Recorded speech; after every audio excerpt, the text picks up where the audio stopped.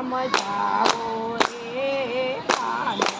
અમને ખવડાવે મારી કાનાને સમજાવો રે કાનો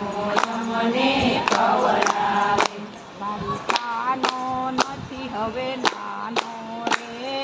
કાનો મને ખવડાવે મારી કાનો નથી હવે નાનો રે કાનો અમને ખવડાવે મારી બાવા ગોકુળમાં કેમ રહેવું રે કાનો